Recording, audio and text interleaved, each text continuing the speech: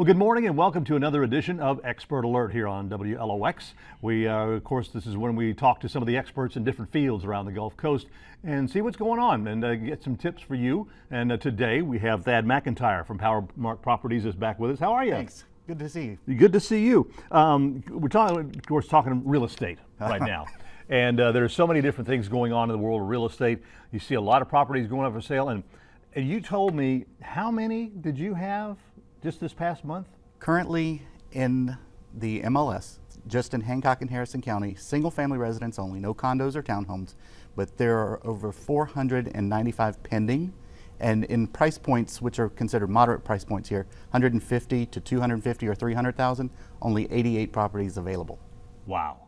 So that is amazing. Well, today we're going to talk about tips for buying in a seller's market. What exactly is a seller's market, Thad? Seller's market is whenever we have, it's basically supply and demand. Whenever we have more people that are trying to sell properties for a higher price than what the people are readily available to do.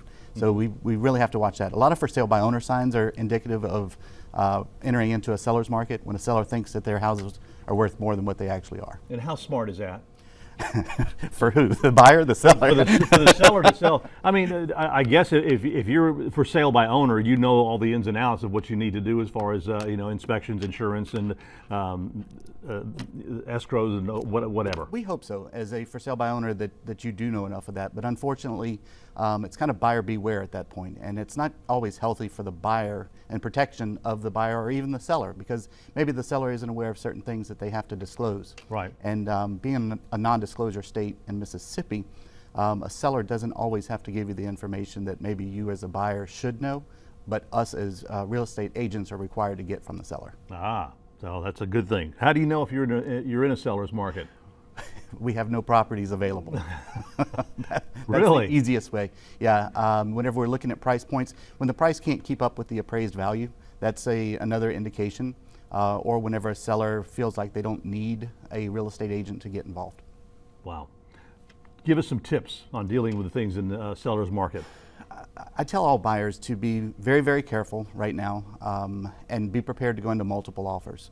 Multiple offers are whenever 4 or 5, maybe even 6 people are trying to get the same property, and they'll drive the price up. Some agents believe in the theory of pricing low, so they'll go into multiple offers to get higher than what they actually are priced at. Can that backfire on them then? It can. I was going to say. It can. They price it low and nobody bids on it. They're wondering what's wrong with this house. Right. In this market, though, they all move so fast. We've had properties that have been on the market less than 2 hours. Some that don't even make it to the market. Oh, I know, because I've done some real estate photography for several different agents along the Gulf Coast, and I mean they'll put it online one day, and it's like it's gone. Yeah. People scarf it up. It's gone. Oh yeah, yeah. With only 88 properties on the market right now, I can certainly see why. Okay. So is it good to make your highest and your best offer first? I would certainly suggest that. Go in real strong with your offer. Unfortunately, it's not a time to try and bargain with the seller. Mm-hmm. Sellers can pretty much demand what they want right now. If you're dealing with a real estate agent, also shorten your time on your inspections. You want to make your deal look as sweet as it possibly can. So if you've got a pre-approval letter, go ahead and submit that with your offer. If you've got like I said, shorten your inspection period. By contract, most of them are 10 days. Mm-hmm. Shorten it to 3 or 5 days. So that makes the seller do that. And I guess more importantly, your earnest money. In our market, we see earnest money about $500 to $1,000. Up the ante a little bit to show the seller that you're really serious about the property. And have cash. You need cash. Unfortunately, right now, cash talks. Cash is king, right? That's exactly. Right now, you don't want to put that on a credit card. No, no, definitely not. Definitely not. Right now, we're in a market to where if you are trying to purchase a property, be prepared to come out of pocket some. Don't ask the seller to pay all the closing costs, because there's going to be another offer that maybe isn't as strong, but they're not asking for any additional fees. So the net to the seller ends up being more, and that's really what the seller's looking at. Is it best to have cash for closing costs? Or at least for the inspection period, okay. To have some of those items and not ask the seller to pay for those. Mm-hmm. Maybe that's something that you would need the cash to prepare for yourself in the inspection. What about local lenders? Is it best to work with local lenders? I always suggest a local lender, because they're working with local appraisers, and everybody being local understands our market a little bit better than someone that's not. Nothing against the big guys that are out there trying to sell their product, but local people know local markets. Let's see here. I'm reading off of his notes. And get insurance quotes. That's a big thing. Always. Always. We see a lot of contingencies that people will say, we'll take 10 days for our insurance quote to come back, or we'll give you an extra 5 days after we go under contract. Go ahead and kind of do that on the front end and know what to expect, so that's a contingency that you can actually remove.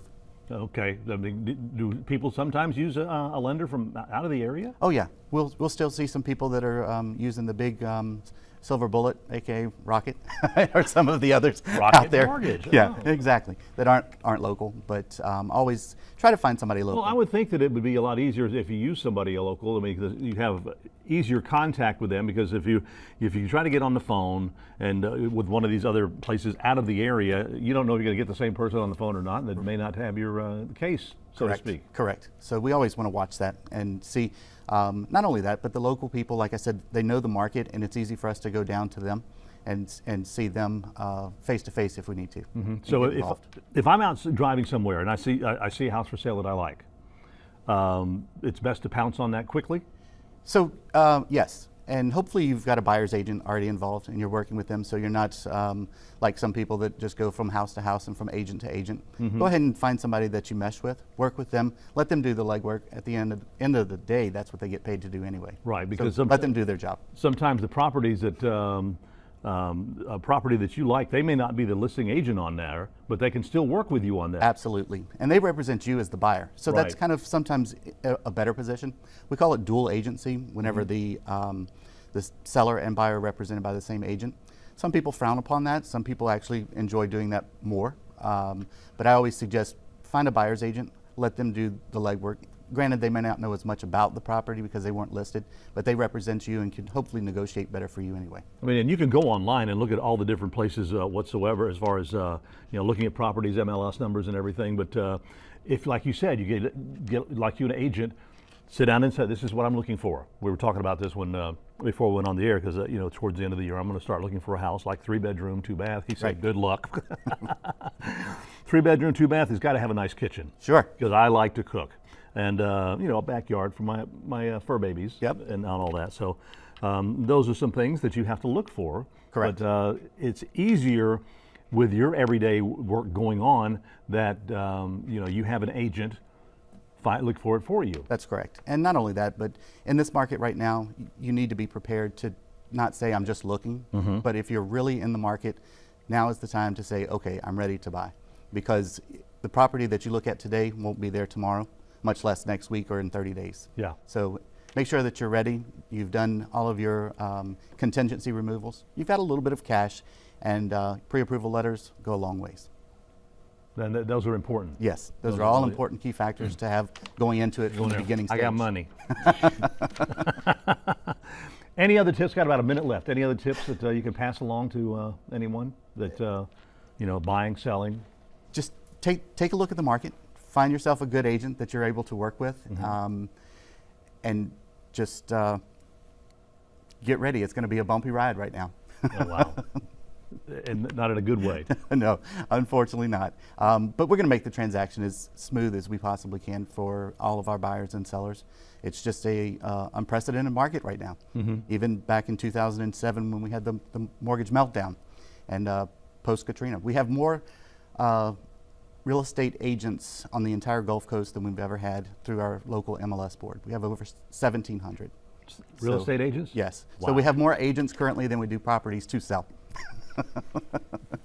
So it's a seller's market out there right now. Yes. Anyway, all right, if you want some more information, of course, you can call PowerMark Properties. They're located on Patch Road in Biloxi, right across the street from Keesler Federal Credit Union. Yep. And, set up an appointment, whether you are buying or selling. They'll be more than happy to work with you in any way that they can. And we invite you to come back again tomorrow for another edition of Expert Alert. If you have a question for any of our experts, go to WLOX.com and click on Expert Alert. For a list of any of our upcoming experts, go to WLOX.com and click on Expert Alert.